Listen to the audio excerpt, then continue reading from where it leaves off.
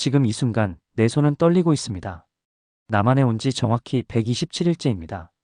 저는 서울 어느 안가의 작은 방에 앉아 있습니다. 창밖으로는 네온사인이 번쩍이고 차들이 쉴 새 없이 지나갑니다. 하지만 제 머릿속은 여전히 그곳에 있습니다. 평양의 그 차갑고 무거운 공기 속에 말이죠. 제 이름은 중요하지 않습니다. 중요한 건 저는 그의 경호원이었다는 겁니다. 김정은. 그 이름만 들어도 아직도 등골이 서늘합니다. 사람들은 제가 탈북했다는 사실만으로도 놀랍니다. 하지만 진짜 충격은 그 다음에 일어난 일입니다. 제가 남한에 와서 한 선택. 그건 아무도 예상하지 못한 것이었습니다. 오늘 밤 저는 그 모든 이야기를 털어놓으려 합니다. 처음부터 끝까지. 제가 왜 경호원이 되었는지, 어떻게 탈출했는지, 그리고 남한에 와서 제가 무엇을 했는지 말이죠. 숨을 깊게 들이쉬고 기억을 되짚어 봅니다. 모든 것은 10년 전 제가 22살이던 그 겨울부터 시작되었습니다. 2015년 겨울이었습니다. 저는 평양 외곽의 한 군부대에 있었습니다. 당시 저는 북한군 특수부대 소속이었죠. 키 183cm, 몸무게 82kg, 사격, 격투기, 폭발물 훈련까지 모든 면에서 상위 5%에 들었습니다. 어느 날 상급 장교가 저를 불렀습니다. 그의 표정은 평소와 달랐습니다. 뭔가 중요한 일이 있다는 걸 직감했죠. 동무, 원수님 경호실에서 동무를 원한다. 그 말을 듣는 순간 심장이 쿵 내려앉았습니다. 원수님, 김정은을 직접 호위하는 경호원이 된다는 것. 이건 영광이자 동시에 저주였습니다. 일주일 뒤, 저는 평양 중심부의 비밀시설로 이동했습니다. 그곳에서 3개월간 특별훈련을 받았죠. 매일 아침 5시에 일어나 체력 단련, 총기 훈련, 독극물 찾아내기, 인파 통제 훈련을 받았습니다. 심지어 요리사 흉내까지 배워야 했습니다. 훈련 중 가장 무서웠던 건 충성심 검사였습니다. 어느 날 밤 갑자기 국가보위부 요원들이 들이닥쳤습니다. 우리를 하나하나 신문실로 끌고 갔죠. 가족관계, 과거 행적, 심지어 꿈속에서 무슨 생각을 하는지까지 물었습니다. 동무의 삼촌이 2002년에 함경북도에서 탈북을 시도했다는 기록이 있는데 이것에 대해 어떻게 생각하나? 삼촌 이야기는 우리 집안의 금기였습니다. 저는 침착하게 대답했습니다. 그것은 반역행위입니다. 우리 가족은 그를 영원히 잊었습니다. 저는 오직 수령님만을 섬깁니다. 그렇게 검사를 통과하고 저는 드디어 김정은 경호원으로 뽑혔습니다. 첫 근무일 저는 검은색 정장을 입고 평양의 집무실 복도에 섰습니다. 그때 처음으로 그를 봤죠. 김정은. 텔레비전에서 보던 것보다 실물이 더 무서웠습니다. 그의 눈빛은 날카로웠고 걸음걸이는 자신감으로 가득했습니다. 하지만 이상하게도 그의 뒤를 따르는 사람들의 눈에서는 공포를 볼 수 있었습니다. 그날 밤 숙소로 돌아와 거울을 봤습니다. 제 눈에도 똑같은 공포가 서려 있었습니다. 경호원의 삶은 생각보다 훨씬 힘들었습니다. 겉으로 보기엔 멋있어 보이지만 실제로는 24시간 긴장의 연속이었죠. 제 근무는 보통 아침 6시에 시작됐습니다. 김정은은 늦게 자고 늦게 일어나는 습관이 있었지만 우리는 그 전에 모든 걸 확인해야 했습니다. 집무실의 공기 상태, 온도, 습도, 책상 위 펜에 잉크가 터지지 않는지, 의자에 이상한 장치가 숨겨져 있지 않는지, 심지어 커튼 뒤, 화분 속까지 확인했습니다. 아침 8시쯤 김정은이 나타나면 우리는 움직이지도 않고 서 있어야 했습니다. 그는 아침 식사를 하면서 보고를 받았죠. 군사 상황, 경제 지표, 외국 뉴스. 모든 내용이 거짓으로 꾸며지고 걸러진 정보였지만 그는 그걸 진실이라고 믿었습니다. 아니, 믿는 척했습니다. 가장 기억에 남는 날은 2017년 미사일 발사 실험이 있던 날이었습니다. 그날 김정은은 평소보다 더 흥분해 있었죠. 실험이 성공하자 그는 박수를 치며 웃었습니다. 하지만 그의 웃음은 어딘가 공허했습니다. 마치 스스로를 속이려는 것 같았죠. 경호원 생활에서 가장 힘든 건 서로를 믿을 수 없다는 것이었습니다. 우리끼리도 서로를 의심했습니다. 누가 보위부 첩자인지, 누가 나를 감시하는지 알 수 없었죠. 한 번은 동료 경호원이 사소한 실수를 했다가 다음 날 사라졌습니다. 그가 어디로 갔는지 살아있는지조차 아무도 몰랐습니다. 밤에는 잠도 제대로 못 잤습니다. 꿈속에서도 긴장했죠. 혹시 제가 잠꼬대로 이상한 말을 하진 않을까, 누군가 제 방을 몰래 뒤지지 않을까 항상 불안했습니다. 그렇게 3년이 흘렀습니다. 저는 점점 기계처럼 변해갔습니다. 감정을 숨기고 생각을 멈추고 그저 명령에 따르는 로봇이 되어갔죠. 하지만 마음 깊은 곳에서는 작은 의문이 자라나고 있었습니다. 이게 정말 옳은 삶일까? 변화는 아주 작은 것에서 시작되었습니다. 2018년 가을, 김정은이 외국 방문을 준비하던 시기였습니다. 저는 그의 숙소를 미리 확인하는 임무를 맡았죠. 중국 다롄의 한 호텔이었습니다. 그곳에서 저는 처음으로 진짜 세상을 봤습니다. 호텔 로비에서 외국인들이 자유롭게 휴대폰을 사용하는 걸 봤습니다.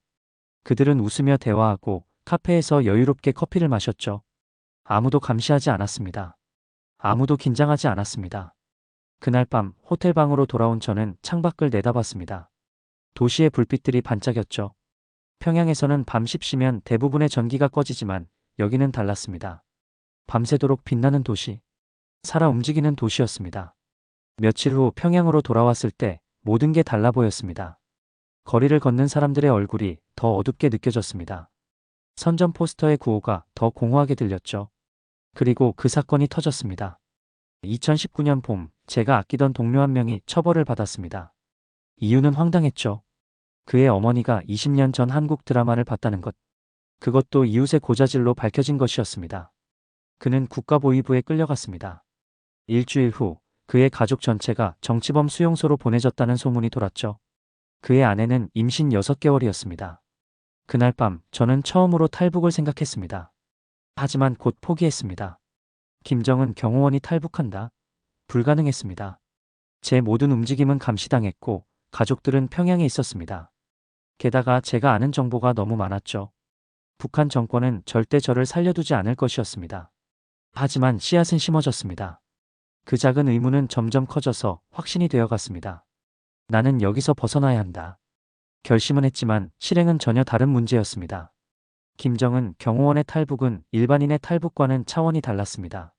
저는 나라의 1급 비밀을 아는 사람이었습니다. 김정은의 일정, 거주지, 경호 방식, 심지어 그의 건강 상태까지 알고 있었죠. 제가 탈북하면 국가보위부는 전 세계를 뒤져서라도 저를 찾아낼 것이었습니다. 계획을 세우는 데만 1년이 걸렸습니다. 모든 것을 혼자 해야 했습니다. 누구에게도 말할 수 없었죠. 가족에게도 친구에게도. 첫 번째 문제는 기회였습니다. 경호원은 해외 출장이 많았지만 모든 동선이 철저히 통제됐습니다. 중국이나 러시아에 가도 항상 2명이 함께 움직였고 숙소에는 감시 카메라가 있었습니다. 저는 국경 지역 탈출을 선택하기로 했습니다. 두만강. 북한과 중국 사이를 가르는 좁은 강이었죠. 하지만 그곳은 세계에서 가장 경비가 심한 국경 중 하나였습니다. 지뢰밭, 철조망, 감시초소, 순찰대가 24시간 지키고 있었습니다. 두 번째 문제는 타이밍이었습니다. 저는 조심스럽게 정보를 모았습니다. 어느 시간대에 경비가 교대하는지, 어느 구간이 상대적으로 취약한지. 경호원이라는 지위 덕분에 군사정보에 접근할 수 있었죠.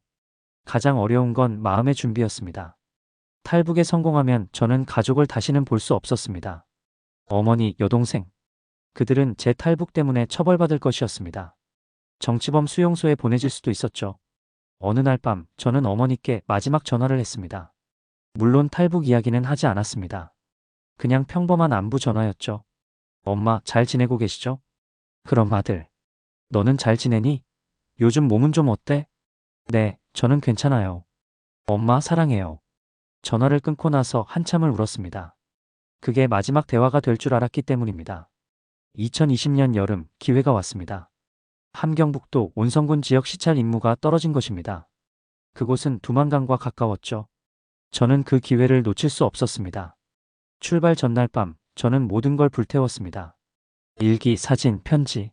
흔적을 남기지 않기 위해서였죠. 그리고 작은 배낭에 필요한 것만 챙겼습니다.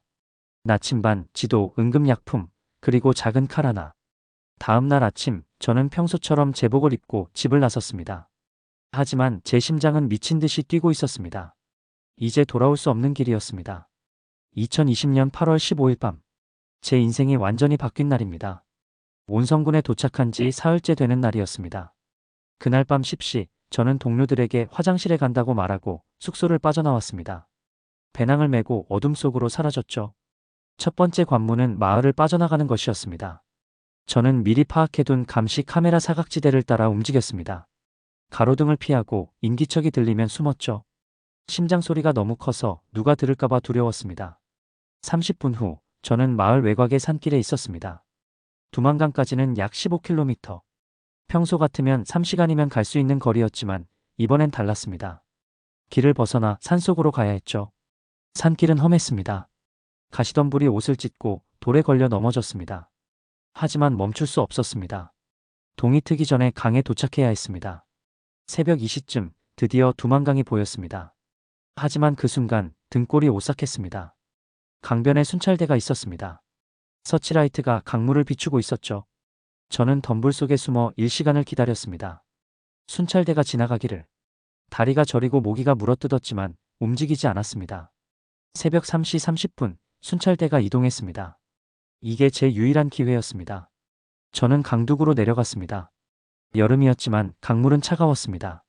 8월 중순이라 수심이 깊지 않았죠. 허리까지 차는 정도였습니다. 저는 배낭을 머리 위로 들고 천천히 걸어 들어갔습니다. 강물이 점점 깊어졌습니다. 가슴까지 목까지. 강바닥의 돌이 미끄러웠습니다. 한번 미끄러졌지만 간신히 균형을 잡았죠. 강 한가운데쯤 왔을 때 갑자기 서치라이트가 제 쪽으로 향했습니다. 심장이 멈춘 것 같았습니다. 저는 재빨리 물속에 몸을 숨겼습니다. 머리만 물 위에 남기고 숨을 죽였죠.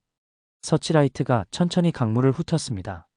1분이 1시간처럼 느껴졌습니다. 그리고 드디어 불빛이 다른 쪽으로 이동했습니다. 저는 다시 움직였습니다. 더 빠르게, 더 조심스럽게. 마침내 중국 쪽 강둑에 도착했습니다. 물에서 기어 올라와 풀밭에 쓰러졌습니다. 온몸이 떨렸습니다. 추위 때문인지 공포 때문인지 알 수 없었죠. 하지만 아직 안전하지 않았습니다. 중국 땅이라고 해서 자유는 아니었습니다. 중국 경찰에 붙잡히면 북한으로 보내집니다. 저는 일어나 숲속으로 달렸습니다. 새벽 5시 해가 뜨기 시작했습니다. 저는 작은 빈집에 숨었습니다. 그리고 처음으로 안도의 한숨을 쉬었습니다. 1단계는 성공했다. 하지만 진짜 여정은 이제 시작이었습니다. 중국에서의 이주는 악몽 같았습니다. 저는 낮에는 빈집이나 버려진 건물에 숨어 있고 밤에만 움직였습니다. 식량은 쓰레기통을 뒤지거나 작은 가게에서 훔쳐야 했죠. 옷은 더러워지고 몸은 여기저기 상처투성이가 됐습니다. 가장 무서웠던 건 중국 경찰이었습니다. 북한과 중국은 탈북자 보내기 협정을 맺고 있었습니다. 잡히면 바로 북한으로 돌아가게 됩니다. 그럼 끝이었습니다. 공개 처형이든 정치범 수용소든 죽음만이 기다릴 뿐이었죠. 어느 날 밤 저는 작은 중국 식당 뒤에서 음식물 쓰레기를 뒤지고 있었습니다. 갑자기 누군가 제 어깨를 쳤습니다. 순간 온몸이 얼어붙었죠. 돌아보니 50대쯤 되어 보이는 조선족 아저씨였습니다. 그는 저를 위아래로 훑어보더니 조용히 말했습니다. 북에서 왔어? 저는 아무 말도 하지 못했습니다. 그가 계속 말했죠. 걱정 마. 나도 북에서 왔어. 오래전에. 여기 와서 20년 살았지. 들어와. 밥이라도 먹고 가. 그게 함정일 수도 있었습니다. 하지만 선택의 여지가 없었습니다. 저는 그를 따라갔습니다. 식당 뒷방으로 들어가자 따뜻한 밥과 국이 차려져 있었습니다. 밥을 먹으며 그에게 제 상황을 설명했습니다. 물론 경호원 이야기는 하지 않았습니다. 그냥 평범한 탈북자인 척했죠. 그는 고개를 끄덕이며 말했습니다. 남한으로 가려면 돈이 필요해. 얼마나 있어? 저는 고개를 저었습니다. 아무것도 없었습니다. 그는 한숨을 쉬더니 지갑에서 돈을 꺼냈습니다. 이거 받아. 많진 않지만 기차표는 살 수 있을 거야. 베이징 가서 한국 대사관 찾아가. 거긴 안전할 거야. 저는 그의 손을 잡았습니다. 말로 표현할 수 없는 감사함이 밀려왔습니다. 고맙습니다. 이 은혜에 평생 잊지 않겠습니다.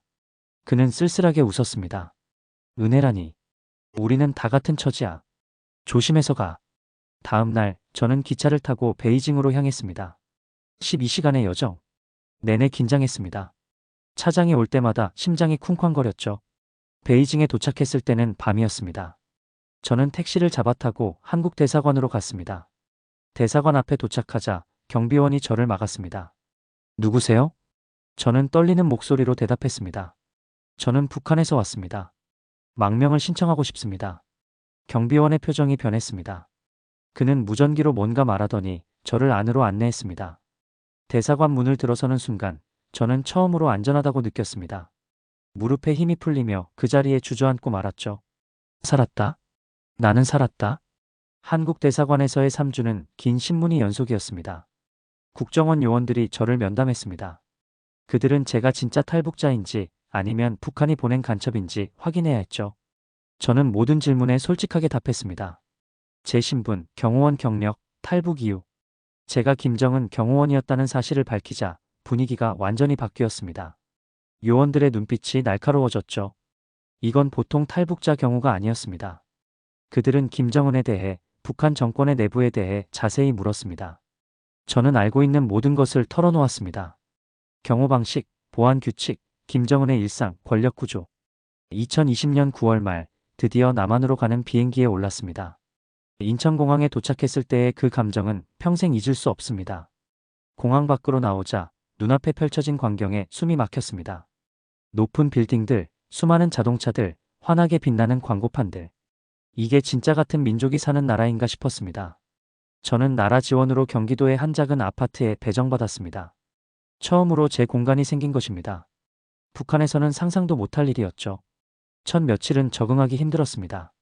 모든 게 낯설었습니다. 편의점, 지하철, 휴대폰. 사람들은 자유롭게 웃고 떠들었습니다. 아무도 감시하지 않았습니다. 아무도 정치 이야기를 강요하지 않았죠. 하지만 동시에 외로웠습니다. 가족 생각이 났습니다. 어머니는 지금 어떻게 지내실까? 제 탈북 사실을 알고 얼마나 힘들어하실까? 밤마다 그 생각에 잠을 이루지 못했습니다. 그리고 또 다른 감정이 있었습니다. 죄책감. 저는 살아남았습니다. 자유를 찾았습니다. 하지만 북한에는 여전히 2,500만 명이 고통받고 있었습니다. 제가 경호했던 그 사람 때문에. 어느 날 밤 저는 뉴스를 보다가 김정은의 모습을 봤습니다. 그는 여전히 웃으며 군중 앞에 서 있었습니다. 마치 아무 일도 없었다는 듯이. 그 순간 제 안에서 뭔가 타오르기 시작했습니다. 분노였습니다. 그리고 결심이었습니다. 나는 뭔가 해야 한다. 남한에 온 지 3개월째 저는 중대한 결정을 내렸습니다. 국정원에서는 제게 조용히 살라고 했습니다. 신분을 숨기고 평범하게 지내라고. 북한이 저를 찾고 있으니 위험하다고 했죠. 하지만 저는 그럴 수 없었습니다. 저는 너무 많은 걸 봤습니다. 김정은의 실체를, 북한 정권의 거짓을, 그 아래서 고통받는 사람들을. 이걸 그냥 가슴에 묻고 살 수 없었습니다. 그래서 저는 공개 증언을 하기로 결심했습니다. 김정은 경호원 출신이라는 신분을 밝히고 제가 본 모든 것을 세상에 알리기로 했죠. 국정원은 반대했습니다. 당신 목숨이 위험합니다. 북한은 반드시 복수할 겁니다. 하지만 저는 결심을 굽히지 않았습니다. 2021년 1월 저는 첫 공개 기자회견을 열었습니다. 수십 개의 카메라 앞에서 저는 제 이야기를 시작했습니다. 저는 김정은 경호원이었습니다. 3년간 그를 가까이에서 지켰습니다. 오늘 여러분께 진실을 말씀드리려 합니다. 저는 김정은의 사치스러운 생활, 정치범 수용소의 실상 공개 처형, 주민들의 굶주림에 대해 증언했습니다. 제가 직접 본 것들을, 제가 방관했던 것들을. 기자회견이 끝난 후 저는 수많은 협박을 받았습니다. 익명의 전화, 이메일, 편지. 조심하지 않으면 가족이 죽는다. 너도 곧 죽을 것이다. 하지만 저는 멈추지 않았습니다. 저는 전국을 돌며 강연을 했습니다. 대학교, 시민단체, 정부기관. 어디든 불러주는 곳이면 갔습니다. 북한 인권에 대해, 탈북자의 삶에 대해, 통일의 필요성에 대해 이야기했죠. 특히 젊은이들에게 집중했습니다. 많은 한국 젊은이들이 북한 문제에 관심이 없었습니다. 그건 먼 나라 이야기라고 생각했죠. 저는 그들에게 말했습니다. 북한은 먼 나라가 아닙니다. 같은 민족입니다. 지금 이 순간에도 거기서 사람들이 죽어가고 있습니다. 우리가 모른 척하는 동안에 저는 또한 탈북자 지원 단체를 만들었습니다. 새로 남한에 온 탈북자들이 적응할 수 있도록 돕는 단체였죠. 저도 그 어려움을 겪었기에 그들을 도와주고 싶었습니다. 어떤 사람들은 물었습니다. 왜 그렇게까지 하십니까? 조용히 사시면 되잖아요. 저는 이렇게 답했습니다. 제가 경호원이었을 때 저는 악의 편에 섰습니다. 물론 선택의 여지가 없었지만 그래도 사실입니다. 이제 남은 제 인생은 속죄의 시간입니다. 제가 보호했던 사람 때문에 고통받는 사람들을 위해 무언가라도 해야 합니다. 이것이 제가 선택한 충격적인 행동이었습니다. 목숨을 걸고 탈북했지만 남한에서 조용히 숨어 사는 대신 가장 위험한 길을 선택한 것. 공개적으로 북한 정권에 맞서는 것. 2023년 봄, 저는 새로운 프로젝트를 시작했습니다. 탈북 청소년 학교를 만든 것입니다. 남한에 온 탈북 청소년들은 적응에 큰 어려움을 겪었습니다. 교육 수준 차이, 문화 차이, 또래 집단에서의 소외. 많은 아이들이 학교를 포기하고 방황했죠. 저는 그 아이들을 위한 학교를 만들었습니다. 정규 교육 과정뿐 아니라 심리 상담, 진로 교육, 사회 적응 프로그램을 제공했습니다. 첫 학기에 20명의 학생이 등록했습니다. 저는 직접 그들을 가르쳤습니다. 역사, 사회, 그리고 가장 중요한 것, 자유와 인권에 대해. 아이들은 처음엔 낯설어 했습니다. 북한에서 배운 것과 너무 달랐기 때문이죠. 하지만 시간이 지나며 변화했습니다. 질문하기 시작했고 생각하기 시작했습니다. 한 학생이 물었습니다. 선생님, 우리가 배운 게 다 거짓이었다면 뭘 믿어야 해요? 저는 대답했습니다. 자기 자신을 믿어야지. 스스로 생각하고 판단하고 선택하는 거야. 그게 바로 자유란다. 학교 운영은 쉽지 않았습니다. 돈 문제, 인력 부족, 여러 가지 어려움이 있었죠. 하지만 아이들이 변화하는 모습을 보면 모든 게 보람 있었습니다. 졸업식 날 한 학생이 제게 편지를 줬습니다. 거기에는 이렇게 쓰여 있었습니다. 선생님, 저는 남한에 처음 왔을 때 세상이 무섭고 낯설었어요. 모든 게 이상했고 저는 여기 어울리지 않는다고 생각했어요. 하지만 선생님 덕분에 희망을 찾았어요. 저도 언젠가 선생님처럼 누군가를 도울 수 있는 사람이 되고 싶어요. 감사합니다. 편지를 읽으며 눈물이 났습니다. 이것이 제가 원했던 것이었습니다. 단순히 북한을 비난하는 게 아니라 탈북자들이 새로운 삶을 시작할 수 있도록 돕는 것. 저는 또한 남한 사람들과 탈북자들 사이의 다리 역할을 하려 노력했습니다. 많은 남한 사람들이 탈북자를 이해하지 못했습니다. 편견과 오해가 있었죠. 저는 강연에서 항상 강조했습니다. 탈북자는 불쌍한 사람들이 아닙니다. 그들은 용기 있는 사람들입니다. 목숨을 걸고 자유를 찾아온 사람들입니다. 우리가 해야 할 일은 동정이 아니라 존중입니다. 2024년 여름, 저는 충격적인 소식을 들었습니다. 국정원 관계자가 제게 연락했습니다. 북한 내부 정보원을 통해 가족 소식이 들어왔다는 것이었죠. 저는 떨리는 마음으로 그를 만났습니다. 어머니는 2022년 정치범 수용소에서 돌아가셨습니다. 그 말을 듣는 순간 세상이 무너지는 것 같았습니다. 알고는 있었습니다. 언젠가는 이런 소식을 들을 거라고. 하지만 실제로 듣는 건 전혀 달랐습니다. 저는 아무 말도 하지 못했습니다. 그냥 그 자리에 앉아 있을 수밖에 없었죠. 관계자가 계속 말했습니다. 여동생은 아직 수용소에 있는 것으로 파악됩니다. 상태는 알 수 없습니다. 집으로 돌아온 후 저는 며칠 동안 아무것도 하지 못했습니다. 밥도 먹지 않고 잠도 자지 않았습니다. 죄책감이 저를 짓눌렀죠. 내가 어머니를 죽였다. 내 선택이 어머니를 죽인 거다. 하지만 친구들과 동료들이 저를 다시 일으켜 세웠습니다. 한 탈북자 선배가 말했습니다. 당신 잘못이 아닙니다. 잘못은 그런 체제를 만든 북한 정권에 있습니다. 어머니께서도 당신이 자유를 찾은 것을 자랑스러워하셨을 겁니다. 저는 어머니를 위한 추도식을 열었습니다. 많은 탈북자들이 함께했습니다. 그들도 비슷한 아픔을 겪었던 사람들이었죠. 추도식에서 저는 결심했습니다. 어머니의 희생을 헛되게 하지 않겠다고. 더 열심히 활동하겠다고. 여동생과 다른 정치범들을 구하기 위해 최선을 다하겠다고. 그 이후 저는 정치범 수용소 문제에 더 집중했습니다. 국제사회에 실상을 알렸습니다. 유엔 인권이사회에서 증언했습니다. 각국 정부의 압박을 요청했죠. 쉽지 않은 싸움이었습니다. 북한은 정치범 수용소의 존재 자체를 부인했습니다. 중국과 러시아는 북한을 옹호했습니다. 많은 나라들이 경제적 이익 때문에 눈을 감았죠. 하지만 포기하지 않았습니다. 매일 아침 일어나면 어머니의 사진을 봤습니다. 그리고 다짐했습니다. 엄마, 제가 끝까지 싸울게요. 여동생을 꼭 구해낼게요. 그리고 더 이상 엄마 같은 희생자가 생기지 않도록 할게요. 시간이 흐르면서 조금씩 변화가 보이기 시작했습니다. 제 활동을 시작했을 때만 해도 북한 인권 문제에 관심 있는 사람이 많지 않았습니다. 하지만 몇 년 사이에 분위기가 바뀌었습니다. 특히 젊은 세대가 목소리를 내기 시작했죠. 2024년 가을, 서울에서 대규모 북한 인권 집회가 열렸습니다. 놀랍게도 3만 명이 넘는 사람들이 모였습니다. 대부분이 20-30대 젊은이들이었죠. 저는 무대에 올라 그들을 바라봤습니다. 촛불을 든 수많은 얼굴들. 그 순간 희망을 느꼈습니다. 변화는 가능하다고. 우리가 함께하면 뭐든 할 수 있다고. 여러분, 감사합니다. 여러분이 여기 와 계신 것만으로도 북한의 2,500만 주민들에게 희망이 됩니다. 우리는 그들을 잊지 않았다는 메시지를 보내는 겁니다. 군중이 환호했습니다. 그 소리가 서울 하늘을 울렸습니다. 제가 만든 탈북 청소년 학교도 성장했습니다. 처음 20명으로 시작했던 학교는 이제 200명이 넘는 학생을 받고 있었습니다. 졸업생들이 대학에 진학하고 직장을 잡고 자기 삶을 개척해 나갔죠. 한 졸업생은 변호사가 되어 탈북자 법률 지원을 하고 있었습니다. 다른 졸업생은 사회복지사가 되어 새로운 탈북자들을 돕고 있었죠. 그들이 제가 만든 선순환의 증거였습니다. 국제사회에서도 변화가 있었습니다. 유엔은 북한 인권 결의안을 통과시켰습니다. 여러 나라가 북한 정치범 수용소 폐쇄를 요구했죠. 물론 북한은 무시했지만 압박은 커지고 있었습니다. 저는 계속 새로운 프로젝트를 시작했습니다. 북한 내부에 정보를 전달하는 활동, 탈북을 도와주는 네트워크 구축, 남북한 청년 교류 프로그램.